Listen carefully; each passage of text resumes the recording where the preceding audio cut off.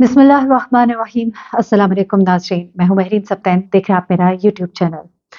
नाज़रीन, कभी-कभी ज़िंदगी के कुछ ऐसे पछतावे होते हैं जो फिर इंसान की मौत की वजह बन जाते हैं। कुछ ऐसी गलतियाँ होती हैं जो इरिपेयरेबल होती हैं, कुछ ऐसी गलतियाँ होती हैं जिनको इंसान कभी उनको वापस नहीं कर सकता, कभी वो वक़्त वापस नहीं ला सकता। एक ऐसा ही केस है, एसपी आफ़ताब अहमद हैं। उन्होंने ये एक ऐसा केस जो है वो हल किया जो एक बड़ा ही पुरस्कार केस था। मैंने जब इसको सुना तो मैंने चाहा कि मैं आपके साथ शेयर करूँगी, इसकी 2 वजूहात हैं। एक तो एक ऐसा मिस्ट्री केस था, जब इसे हल किया गया तो मैं उनके इस काम को दाद दिए बगैर ना रह सकी, क्योंकि वाक़ईतन एक ऐसा केस जिसमें कोई सबूत नहीं था आखिर वक़्त तक, कोई शवाहिद नहीं थे, कोई ऐनी शाहिद नहीं था। लेकिन फिर भी ये केस जो है ये हल भी हुआ और जो प्रोसिक्यूशन टीम थी उसने इसको माना कि वाक़ई इस केस का सिरा यूँ ही जुड़ता है। और दूसरी बात जो इस केस में थी वो ये थी कि इसमें इंसानी रिश्तों की पहचान और इंसानी रिश्ते जो हैं वो क्या रुख इख्तियार कर लेते हैं और किन पछतावों का शिकार हो जाते हैं, उसका ज़िक्र भी इसमें मौजूद है। एक सबक आमोज़ कहानी भी है आपके लिए, जो मैं आपके साथ शेयर करना चाहती हूँ। एसपी आफ़ताब अहमद जब यूएन मिशन पर पंजाब पुलिस के लिए जो इन्हें डेज़िग्नेट किया गया था, एक इनका जाना हुआ ईस्ट तिमोर, वहाँ पर उन्होंने ये केस जो है ये सॉल्व किया था। बेसिकली ये केस क्या था? एक खातून थी, 60 साला खातून। ये खातून जो है ये सब्जियाँ बेचती थी, सब्जियाँ इनकी दुकान पर बेची जाती थी, छोटी-सी इन्होंने दुकान लगाई थी जिस पर ये सब्जियाँ बेचती थी। ये खातून जो है इनका केस इनके सामने आया और वहाँ पर ये केस जो है ये डिस्कस हो रहा था एक सैंपल के तौर पर कि ये केस जो है ये 1 साल से हल नहीं हो सका। इस केस की क्या वजह है? इसके पीछे कौन है? ये खातून जो है इसको तलवार के वार करके एक 60 साला खातून को घने जंगल में तलवार के वार करके कत्ल कर दिया गया था। ये तलवार के वार उसकी कमर पर, उसके चेहरे पर, उसकी गर्दन पर किए गए थे और ये लाश जो है लोगों को जंगल में पड़ी हुई मिली थी। होता कुछ इस तरह से कि ये खातून जो है ये रोज़ मंडी जाती थी, मंडी से सब्ज़ी लेकर वापस आती थी और अपनी दुकान पर रखकर उसको बेचती थी। इस खातून के 2 बेटे थे। ये खातून जो है अपनी रोज़ की रूटीन की तरह उस दिन भी जिस दिन उनका कत्ल हुआ सुबह अपने घर से निकली। रास्ते में एक घना जंगल आता था। उस जंगल से गुज़र कर मंडी जाया जाता था। जब वो इस घने जंगल से गुज़र रही थी तो उन पर किसी ने पीछे से तलवार के वार किए और ये वहाँ पर जाँ भाग हो गईं। वहाँ पर कुछ देर के बाद कुछ लोग वहाँ से गुज़रे, उन्होंने उनको देखा और फिर पुलिस को इन्फॉर्म किया और उसके बाद उनके घरवालों को पता लगा। उसके बाद पुलिस ने बड़ी कोशिश की लेकिन ना पता लग सका कि आखिर कौन है इसके पीछे। जब ये केस एसपी आफ़ताब अहमद के पास आया तो वो बताते हैं कि मैंने इस केस को जो है स्टडी करने के लिए सबसे पहले मैं इनके घर पहुँचा, जहाँ पर मेरी मुलाकात इनके बेटे से और एक बहू से हुई। इनके 2 बेटे थे जिनमें से एक बेटे ने अपनी वालिदा की मौत के 3 माह बाद आम के दरख्त से फंदा लगाकर खुदकुशी कर ली थी।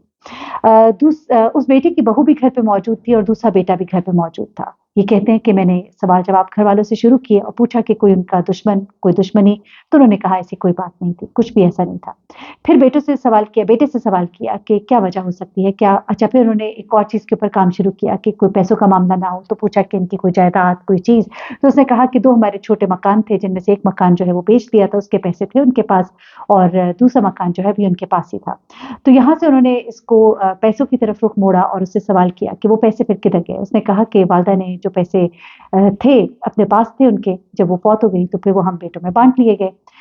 तो उन्होंने सवाल किया कि ऐसा तो नहीं कि माँ को इसलिए मारा गया कि पैसे लेने थे? तो उसने कहा हरगिज़ ऐसा नहीं। अलबत्ता जो मेरा बड़ा भाई था, उसका माँ के साथ झगड़ा रहता था उन पैसों के लिए, लेकिन मेरी वालिदा वो पैसे देने को राज़ी नहीं थी कि वो घर के सर्कल में इस्तेमाल होते थे। यहाँ से वो कहते हैं कि मेरा शक गया उस बड़े बेटे की तरफ, लेकिन वो तो अब ज़िंदा नहीं था, तो मैंने उसकी बीवी से सवाल-जवाब शुरू किए। अच्छा, वो कहते हैं कि जब मैंने उसकी बीवी से सवाल-जवाब शुरू किए, तो मैंने उससे सवाल किया कि मुझे बताओ कि तुम्हारा शौहर जो है उसका ताल्लुक कैसा था अपनी माँ के साथ? तो उसने कहा वो अपनी माँ से बहुत प्यार करता था, माँ के जाने के बाद वो गुमसुम रहता था, आसमान को देखता रहता था और बहुत परेशान रहता था। वो कहती कि जिस वक़्त मेरे शौहर जो है उन्होंने खुदकुशी की, उस वक़्त मैं प्रेग्नेंट थी और मेरे यहाँ विलादत होनी थी। तो मेरे शौहर ने कहा था कि अगर तुम्हारे यहाँ बेटी हुई तो उसका नाम फर्नैंडा रखना और अगर लड़का हुआ तो उसका नाम फर्नैंडो रखना।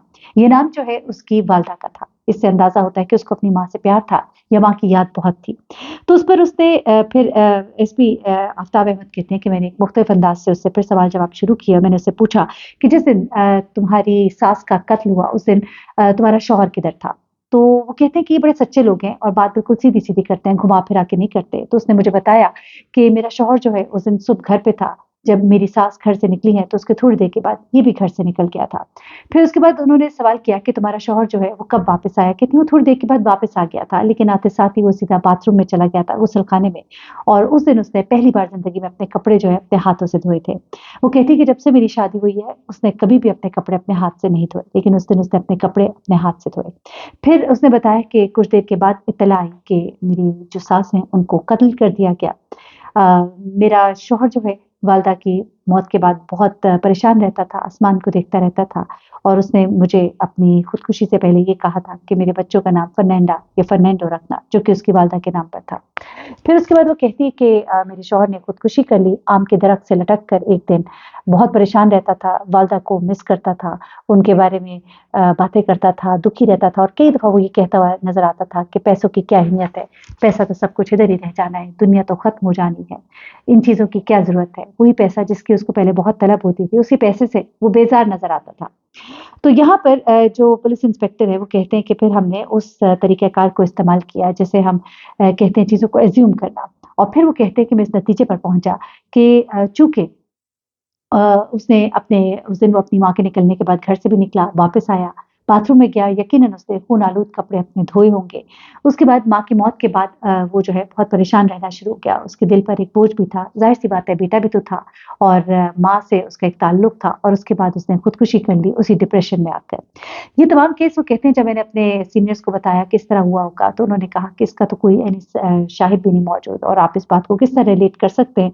तो उन्होंने फिर इसको एक्सप्लेन किया और बताया कि किस तरह से वो इस तक पहुँचे हैं और जब जो प्रोसिक्यूशन टीम थी और जो अदालत में ये केस चल रहा था, उसको जब उन्होंने पूरी चीज़ एक्सप्लेन की, तो उसको बाकायदा तौर पर माना गया कि वाक़ईतन एक ऐसा वाक़या जिसका अंजाम बहुत ही तकलीफ़देह था।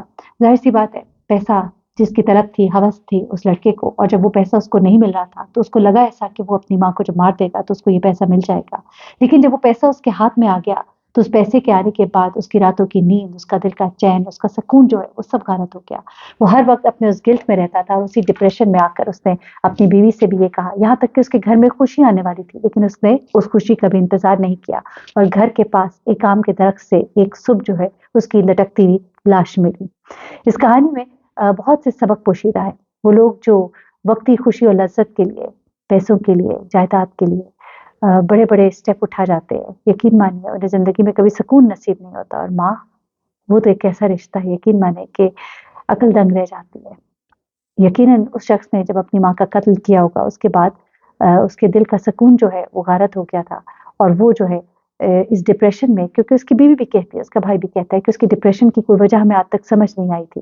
लेकिन उसकी बीवी ने बहुत बड़ा क्लू दे दिया कि जिस दिन वो अपनी माँ को मार कर वापस आया था, तो उस दिन उसने अपने कपड़े पहली बार ज़िंदगी में अपने हाथों से धोए थे और इस तरह ये केस जो है अपने अंजाम को पहुँचा। अपना बहुत ख्याल रखिएगा, दुआ में याद रखिएगा, रिश्तों की कदर कीजिएगा। अल्लाह हाफ़िज़।